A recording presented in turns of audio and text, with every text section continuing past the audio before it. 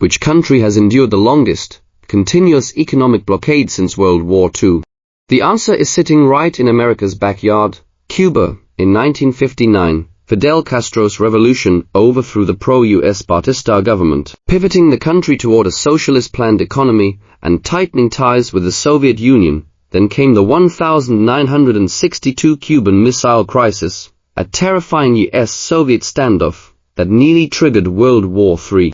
The Soviets ultimately agreed to withdraw their missiles, and the US promised not to invade. Hot war averted. But Washington immediately unleashed a different kind of weapon, maximum pressure economic sanctions. The US had already been squeezing Castro by banning oil exports and slashing sugar import quotas. But post-1962, the intensity skyrocketed by several magnitudes. By 1963, President Kennedy enacted the Cuban Assets Control Regulations, launching a total trade embargo by banning all imports of Cuban goods and strictly limiting exports. Soon after, it escalated again. All Cuban assets within the US were frozen. If you were a Cuban company operating in the States, your money was instantly locked up. This perfectly illustrates the two classic pillars of economic warfare: trade embargoes. We don't buy your goods, so you starve for revenue. We don't sell to you, so you starve for supplies. Asset freezing. Any sovereign or corporate wealth within our borders is confiscated. You can't withdraw it, and you can't trade with anyone else. So, did this Iron Fist strategy crush Cuba? Actually, no. Following 1963, Cuba's economic growth and foreign trade actually kept rising. Why? Because they had the ultimate geopolitical backer, the Soviet Union. The USSR and Eastern European socialist states accounted for 3/4 of Cuba's foreign trade. They didn't just act as Cuba's biggest export market. They provided massive supplies and energy subsidies.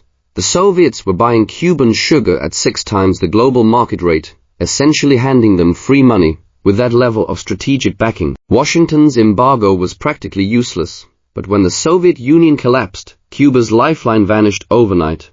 Between 1990 and 1993, Cuba's GDP cratered by 1/3, and foreign trade plummeted by 60%.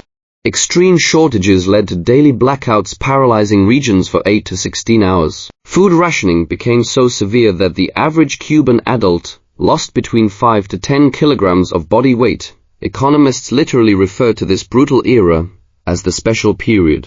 Yet, Cuba bounced back in less than 5 years, with rapid GDP growth after the year 2000. Was it because the US relaxed sanctions? No, they actually tightened them. The recovery was partly due to internal economic reforms, like a booming tourism sector. But crucially, they found a new energy patron, Venezuela, starting in the 1990s. Venezuela's Hugo Chavez formed a tight personal bond with Castro, calling him a mentor and even flying out to surprise him for his birthday party. Venezuela's support didn't just help Cuba survive its darkest hours, it practically rebooted the Cuban economy. US-Cuba relations briefly thawed under Obama starting in 2009, leading to the re-establishment of diplomatic ties in 2015. However, the Trump administration quickly reversed this, ignoring Obama's policies, returning Cuba to the state sponsors of terrorism list, and adding over 200 new restrictions to demand full political freedom. This year, Trump signed a memo enforcing even stricter extreme pressure embargoes.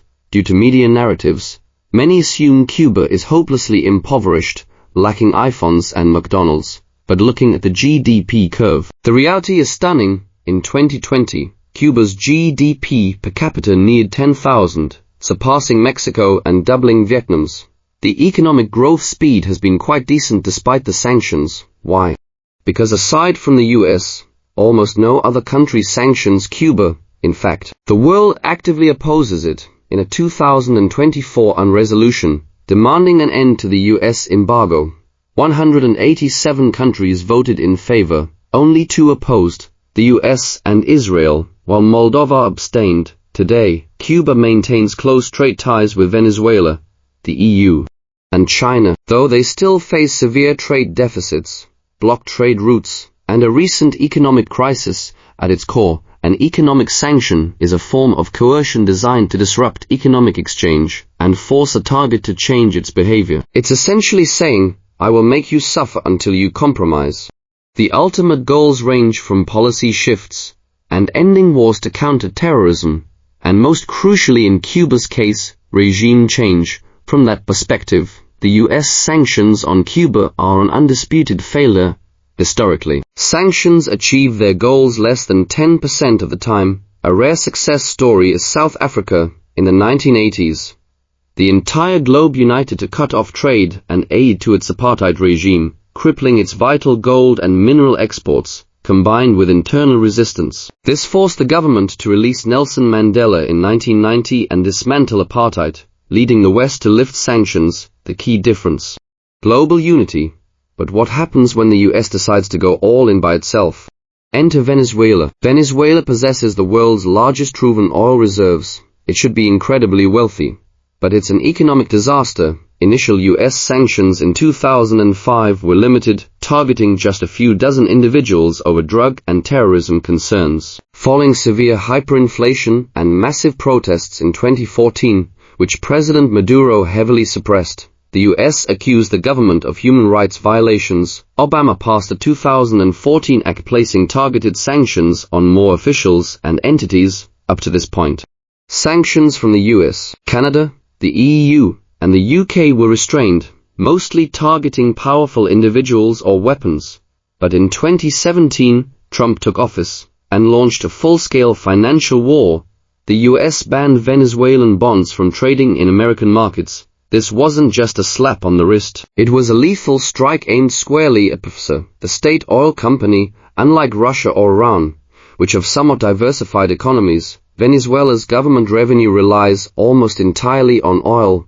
By blocking PDVSA from US financial markets, their funding chain snapped. In 2019, the US added further measures, blocking payments and freezing assets. Maduro tried to pivot by moving PDVSA's European office from Lisbon to Moscow, attempting to route oil through Russia to buyers like India. But alternative routes are expensive, and demand is limited. Venezuela's government revenue as a percentage of GDP plummeted from roughly 30% to under 10%. With financing choked off, the government slashed public spending, infrastructure aged rapidly, leading to constant power outages, and the collapse of the water and medical systems. By 2019, hyperinflation exceeded 31%. The US recently escalated further, destroying Venezuelan ships over alleged drug ties, and putting a $50 million bounty on information leading to Maduro's arrest. Yet, despite pushing the economy into the abyss, the political objective failed. Maduro is still in power. This reveals a cruel reality. Sanctions primarily crush the working class.